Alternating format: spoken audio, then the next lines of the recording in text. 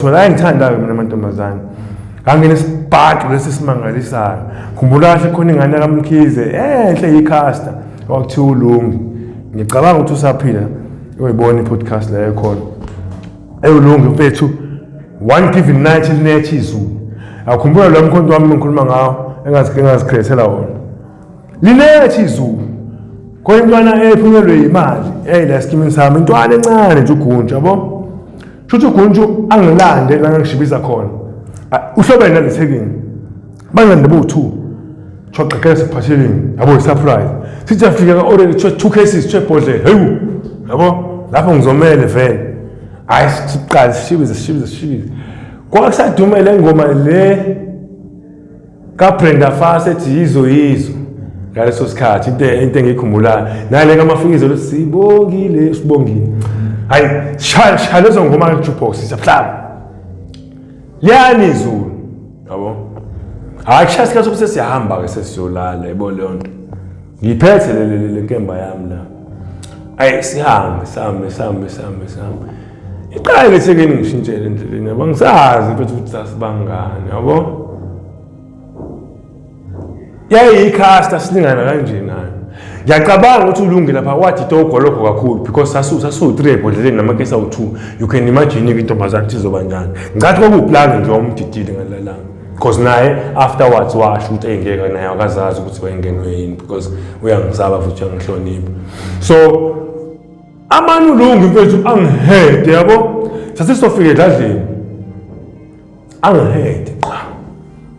Ngishaya esiphongweni lekhaya. Hawo, ukuthi nini manje kwenzakalani? Amana xafunele shandisi. Yami kumina. I don't. Kunesikhothake lapha. Eside yabo eside. Utshalo omngaka ubuthi indawo usayithe umuntu ende yabo. Enguzwe ukuthi vu solo kohlo. Hlabe ngerani ngiziyolanda. Ahlabe ngerani akasayenza endlini yami usiyakubo. Vele nguye ngibese ukuthi ngijwayele sifike. Ayifike ngicaphu ngibambe ngeponytail. Ngimlahle phansi. Engamhamba ngembongolo tsotsi. Ngigijima ekhanda ngembongolo. Ngijesi lathekeni bese amehla ayivaleke ingane enhle kanjani evaleke ho2. Evaleke ho2 amehlo bethu wadabuka waphela ebusweni. Yabo kunalamatsha amancane awo round. Yabo njengoba ngimhamba ngembongolo inodaka itshe langena ngaphakathi esikhumbeni kanje. Yes ekseni ngakusasa sefanele ashaya ngerazor khipha amantsha. Manje ngangimhamba hayi indaba okudlala yabo. Kuseke ekseni uma sesitela lakhe afike evuthe edladleni. Yabo cha ukuthi ngana sizungazishaya kanje inkululeko. Ngiyaqhaphisa ke mina leso sikhathi. Ngiyifoko ufuna ngiqhaphela niyazi wenzeni lo mina. Cha wenzeni ngithi hayi lo vuyadonthumela umuntu. Umshayela lo ngiqalwa ngiheda. Awungazi umshayela angithinta nje intombazane mina. Uyaphila umkhulu umdlalo by that time. Bezoreporta leyo nto ngibizele nje ukuthi yazi ukuthi khona ongayiboni manje. Bazokubopha la. Asambe soxolisa lapha. Yabo?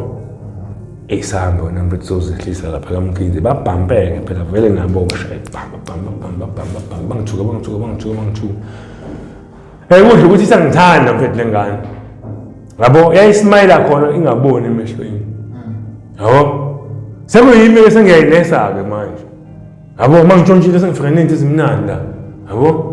Hambe ngiyoko-clicks ngiyofuna amaphilisi adambisa inhlungu izinto ocream bogcoba ukuthi isikhumba sibuye sibe grand. Wabuyela right but kunesikhathi la nje. Sasidwebekile nje singazange sisaphela kini. Ngihlalisa phansi umbuzo ukuthi yini reason ukuthi yenzeka ukuthi mfethu ngaba ngithiwa Tito Goloko wengojwayele uGoloko. Yabo? Uthi nje wafika la isifuthe sokuthi akangitshengise ukuthi angisazi. Yabo? Naye wayegxeka after leso sigameko leso yabo ukuthi ngiqobe ngaleyo ndlela le njalo. Yeah, there is out yasesigodini uAndile Hadebe yabo. Salute tsepho yami la ukhona. I think usadonsa namanje la mjinto mfethu. Shuthi the out ithi story sayo yayiyobheka i-out yayo yabo endlini yayo. So inokhe engavuli lo mjida yabo akhiyiwe. Ikhathi ziya la ko7 ebusuku. Asiphushe lo mfethu isicapha yabo. Angena ngaphakathi. Bengena la ngaphakathi ufice out yakhe ibhala incwadi iyalenga phezulu. Yabo? Mayilenga phezulu ayiqaqe lo mfethu. Ayibambe grand ayibeke phezulu kombhede. Bese gijima yosho ngale endlini. Since kuyisebusuku baphume la edladleni beze la bezoattend isigameko. Hayi thekeni yakhona yafa naye. Thekeni yakhona yafa naye. Yabo? Wegaxa vele lo mfethu ke phathi lahle. Yabo? Ithekeni la yayine story nalomjida. Kahle kahle ingamncane kodwa skima nobhutwayo. Yayingamncane nje total ingamuzwa nje total yabo. Akaso nesigebengu futhi mfethu. I-out nje. Angiyazi ifika kwakuyini but mesibeka istory uthi nje cha wengangifuni la ngihambe khona. Uthi lethekeni yashubha umndeni ombulo omjidi ukuthi angeke uSibani avela ayilengisi. Lo mzali umkhombe ngesibhamu wathi akayilengisi. Yabo into enjalo akusabhekakali ukuthi baba nganangakanani kwathini kanjani. So mabeyibeka bathi is to be at the wrong place at the wrong time but bengizobheka ubra wami. Yebo lo yini. So cold blooded murder ke lokho. Yabo. So into eyenzakalayo ke andile kade nemefika ngaphakathi wena inhliziyo encane bra wami. Engayifuni inombolo, engayifuni into eningi but namhlanje ngiyeza useshaya inombolo akwazi ukubuya ngokuzolala. Yabo. Because wafika wathotshaliswa kakhulu ngale shandisi. Wathotshaliswa waqula futhi watoka isikhathi eside. Yabo? Watoka isikhathi eside wathi qambe gwetshwa nje wesevele sethe fuck. Andile hadebe mfethu sihlungisa usolo mjita la. Yabo because i-forensic waboshwa i-forensic ukuthi DNA yakhe ikhona emzimbeni. As if agona ukumthula kuphela yabo. Even eqethuka lo mfethu. Ethi ngingafika ngimenze kanje ngiphinde ngimqaqe ngimehlise for what good reason. Yabo? Hayi, usucisha ubufakazi. So izimo kanjalo bafethu ufuna sibhekisane nangaze empilweni ziyenzeka. Another thing webafu engicela sithi sikhulume ngayo eMzansi abantu bayizwe. Mantombazane yeke into yeni bafethu ayiyeke into yeni noma kuthiwa uyithola ke jointini awu manje siyakwazi ukuthi ukhandele ithekeni yakho ayizwa loyini ukhande mhlambe icela iweave yabo ya 3 blocks angispana ngiaffordanga bese vele ikhiyo omunye umzali bese ngiyakuthola lokho yabo ngithi ndu ingangani ukuze ibe free nalomzala izwa loyini mhlambe vele angisaba ukuze ibe free nalomzala mina fanele ngiyobhadla lapha. So bese yanginika ebusuku. Yabo? Bese yanginika ebusuku. Ivuka ekseni ngithi ngibekela abantu ogezisa ngizogeza ekhaya. Kanti siqonda ngqo. Isiyokubhala ngomkhulu lapha. Usuyodlela irape. Awudabuli ke kuleyo rape njalo ngoba manje niyenzile. Udokotela ufica sinjalo isiphem. Esakho futhi. Ayidonzi ngisho icase ngisheshe caca. Ya sheshe ugwethe nje lapha umkhulu. Kuzoba ilezi zasemathaveni. Yabo? Umuntu afika phutshwala bami. Sefanele sihambe manje sendlini.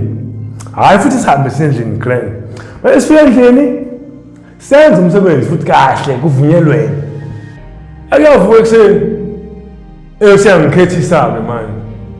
Uyanginika 5 blocks noma yabo leyo nto siyibusiness ePretoria kuthiwa badla ngayo manje amathekeni kuthiwa khona into ekuthiwa amavuso.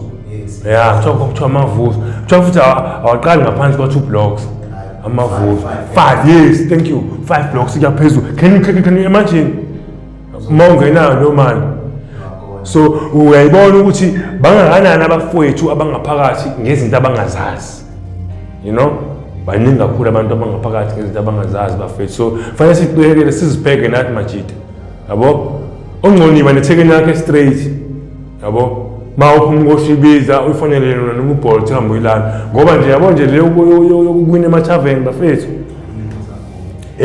ezinye zezinto futhi esibangela izifo lezi ngoba kukhondonyazwe lapha ya yebo leyo so nje ukuzibheka ama-out cinini any prison escapes awekho awakwenzeka during the time usaselapho luckily ngayizwela I don't want to lie ngithi I witnessed it like as in closer yeah but akhona nje manje namfethu ake aphuma akhanda nje itulu ufuna wazi yonke escape yonke contraband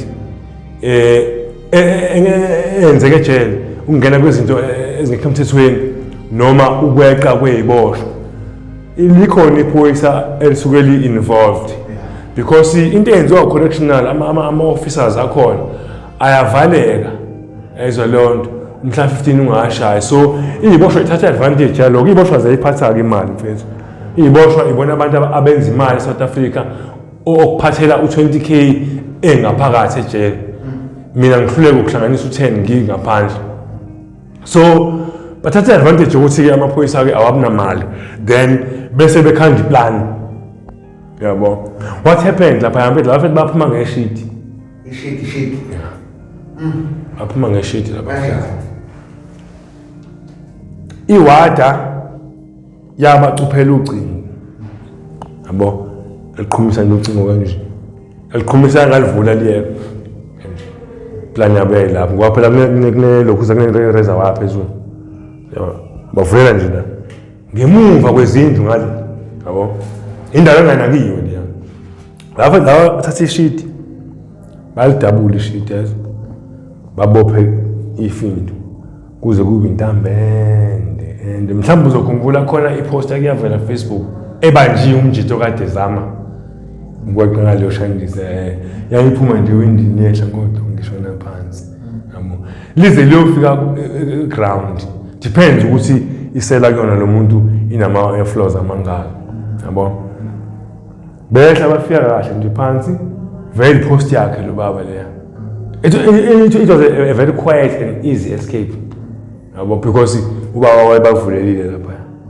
yabo leyo endweni uzobaqinisela ipost kodwa akazi ukuba khona esigamekweni but just know ukuthi make bafika nje ngaphandle because phela kunama camera la lo secontrol uzoqala ashawo irate ukuthi akusecurity lapha nalapha mouse ngaphandle akasahlangene hamba nemali yakhe yabo leyo yeah that's the only escape nayo ngayizwela we spoke about it nje nabafethu endlini ukuthi section bani sebele bashaya ikhileke hleko lovo yabo ama Air Force ke lawo ke asempumalanga ngizwe egoli sekuthiwa khona RAF 3 or RAF 4 njengokuthi khuluma ngama camp engwazi yabo ngazi u6 7 8 u pick 5 u Air Force